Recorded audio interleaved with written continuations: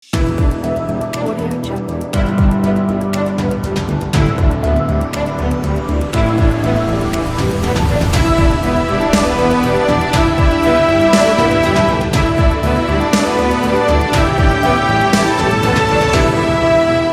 Selamat siang pemirsa, sejumlah informasi menarik telah kami rangkum dalam Daily News di Magelnet TV bersama saya, Rizkia Salsabila. Kita langsung masuk ke informasi pada hari ini. Mengenai kenaikan harga sayur mayur di pasar modern BSD City, kenaikan harga sayur mayur bukan lagi hal yang baru. Apalagi memasuki bulan Natal dan Tahun Baru. Untuk mengetahui informasi yang lebih jelas, kita sudah terhubung dengan rekan Zelki yang sedang berada di pasar modern BSD City. Bagaimana kondisi pasar saat ini? Zelki, silahkan. Terima kasih pada Rizkia di studio. Nah, pemirsa sekarang saat ini saya berada di Pasar Modern Tangerang Selatan, Banten. Jadi seperti kita tahu bahwa tahun ini sudah mau menjelang Natal dan Tahun Baru. Nah, pastinya harga sayur atau harga daging itu pasti akan naik dan pasti melonjak. Nah, kali ini kita akan mencari tahu berapa sih harga sayur di tahun ini dan bagaimana pengaruhnya kepada minat konsumen di masyarakat. Pertama kita tanya bapaknya. Pak, boleh tanya Pak? Boleh. Saya pengen tahu nih Pak. Ini kan udah mau menjelang Natal nih Pak. Boleh tahu nggak harga barang sekarang tahun ini Pak? Oh, boleh. Kalau kemarin sih tomat pas 12 ribuan, sekarang udah sampai 2 ribu. Naiknya 2 kali lipat. Kalau tahun lalu gimana Pak? Kalau tahun lalu biasanya sih kalau misalkan tahun baru emang kayak gini naik. Ini naik terus ya? Kadang ya kalau naik sayuran dulu, ntar cabe, jadi mapai dia. Kalau minat pembeli gimana Pak? Hah? Minat.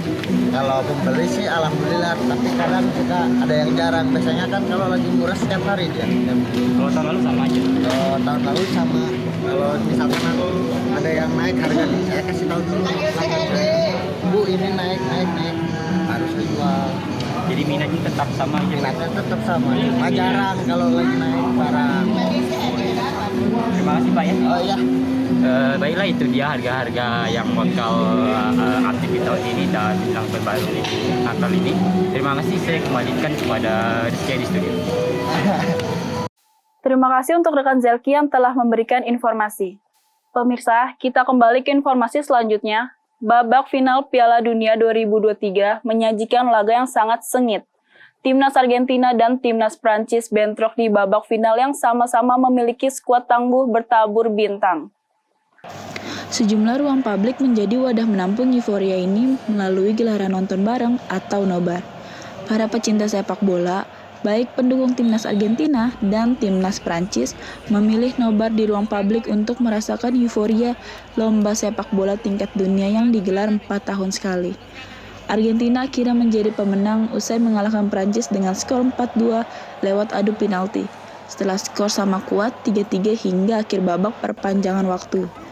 Meski hanya ada satu pemenang, para pendukung mengapresiasi kedua tim yang bermain secara baik dan sangat sportif.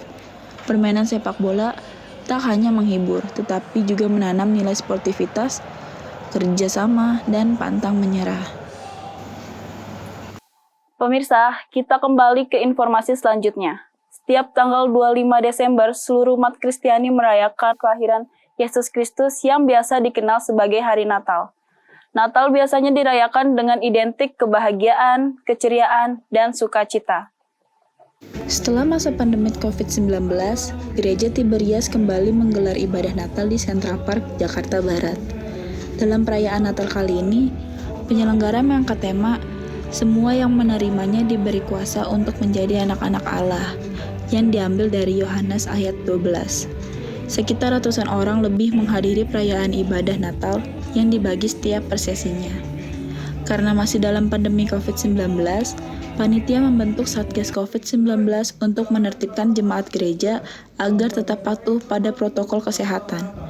Di hari yang penuh sukacita ini, sejumlah jemaat yang hadir mengucapkan puji syukur atas digelarnya kembali Natal bersama. Melalui momen Natal 2022, mereka berharap pandemi COVID-19 segera berakhir.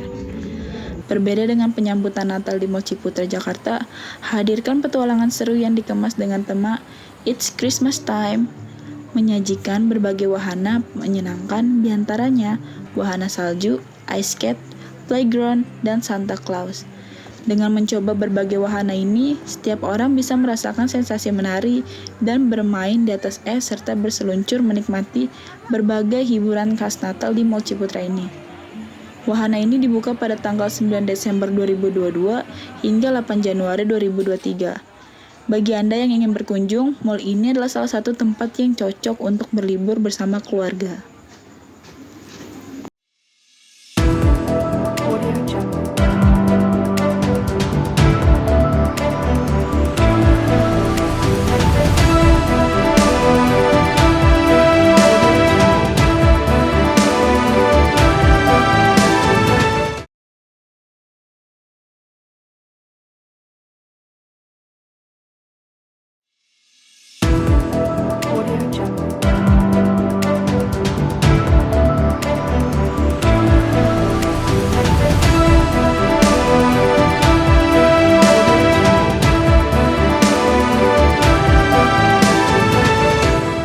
Perayaan Tahun Baru adalah event tahunan yang selalu ramai dirayakan oleh masyarakat di berbagai belahan dunia.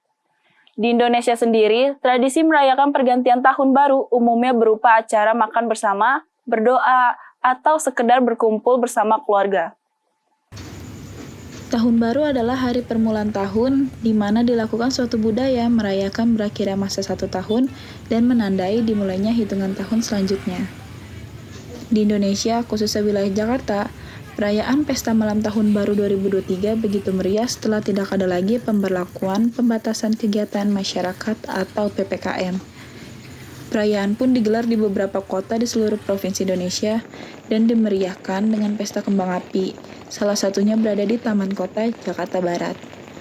Pergantian tahun kali ini menjadi momen yang berbeda karena Indonesia resmi tidak lagi menerapkan PPKM. PPKM ditiadakan karena pertimbangan kondisi kasus COVID yang melandai. Meski begitu, pemerintah mengingatkan masa pandemi belum berakhir.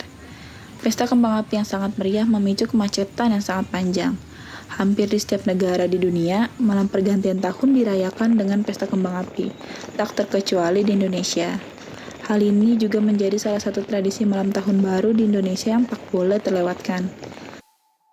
Untuk informasi yang lebih dalam, kami akan mengajak pemirsa untuk melihat salah satu perpustakaan terkenal yang ada di Jakarta Selatan. Untuk menyaksikan keseruannya, berikut tayangannya. Halo pemirsa, di sini saya sedang berada di perpustakaan Erasmus House yang berada di belakang Gedung Kedutaan Besar Belanda Jakarta Selatan. Nah, selain ada perpustakaan, di sini juga ada pameran. Jadi jangan kemana-mana, tetap ikutin saya.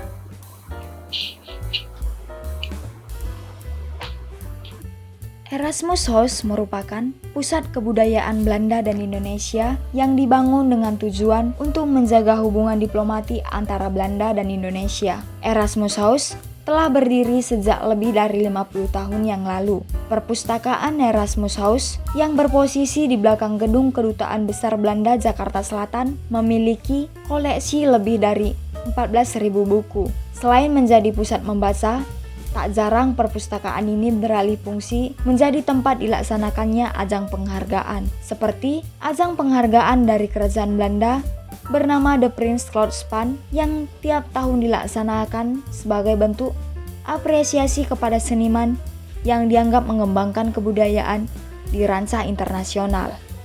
Nah, sekarang saya sudah berada di depan perpustakaannya, jadi jangan kemana-mana, tetap ikutin saya. Fasilitas yang diberikan pun beragam, mulai dari toilet, stop kontak, musola, hingga kafe. Museum ini kerap dikunjungi karena memiliki nuansa Instagramable. Ruang perpustakaan yang bernuansa putih dan coklat memberikan kesan modern dan minimalis. Hal itu membuat siapa saja yang datang akan merasa tenang dan nyaman. Perpustakaan Erasmus House dibuka dari hari Senin sampai Kamis, mulai dari pukul 9 hingga pukul 4 sore. Sedangkan di hari Jumat, mulai dari jam 9 hingga jam 2 siang. Sementara di hari Sabtu buka sampai jam 10 pagi hingga jam 1 siang. Setelah puas menikmati keindahan perpustakaan Erasmus House, selanjutnya kami akan menyajikan seputar kuliner ekstrim di Pasar Lama Kota Tangerang. Bagi kebanyakan orang, ular kobra merupakan jenis ular yang paling ditakuti. Namun, bagi beberapa orang, bahkan sampai menyantap hidangan anti-mainstream ini. Selamat malam semuanya. Hari ini saya sudah berada di Pasar Lama Tangerang. Dan pada hari ini saya akan mencoba salah satu kuliner ekstrim yang berada di Pasar Lama Tangerang. Nah, sekarang di belakang saya sudah ada salah satu penjual atau tenda yang menjual salah satu makanan ekstrim, yaitu ada sate ular dan sate juk biawak. Mari, ikuti saya. Di balik tampangnya yang menyeramkan, ular kobra kerap dijadikan santapan oleh manusia. Konon, ular kobra bermanfaat mengobati berbagai macam penyakit apabila dikonsumsi. Salah satunya adalah obat penyakit kulit. Hasil pengujian menyatakan bahwa ekstrak daging kobra punya indikasi sebagai obat anti alergi atau anti gatal. Itu dibuktikan dengan kemampuannya mengurangi efek alergi pada usus yang diberikan alergan berupa histamin 1,5% sebanyak 10 mili. Ular kobra mempunyai zat beracun dengan nama asidik PLA2 yang mempunyai sifat anti pembekuan darah. Walau terbilang makanan ekstrim, warung tenda 2 kobra tetap ramai oleh pengunjung. Sampai sekarang masih menjadi salah satu warung di Tangerang yang menjual berbagai pilihan olahan hewan ekstrim. Jadi saat ini saya sudah berada di tenda 2 kobra. Saya ingin mencoba salah satu menunya, yaitu sate ular. Tanpa berlama-lama, mari kita coba. Ini saya mau coba satenya dulu.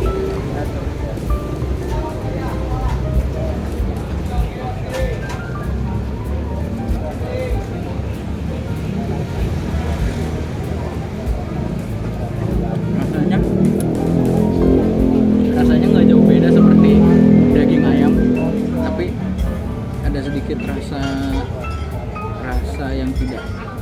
khusus yang emang tidak ada di daging ayam. Sekarang saya mau coba pakai nasi.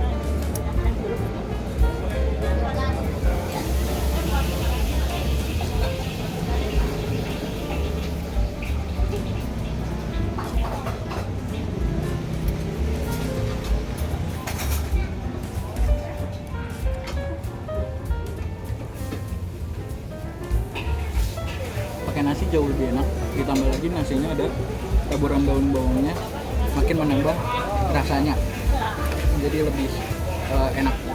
Dan juga bumbu kacangnya juga gurih, tidak bikin enak. Jadi menurut saya ini patut dicoba jika kalian ingin datang ke Pasar Lama.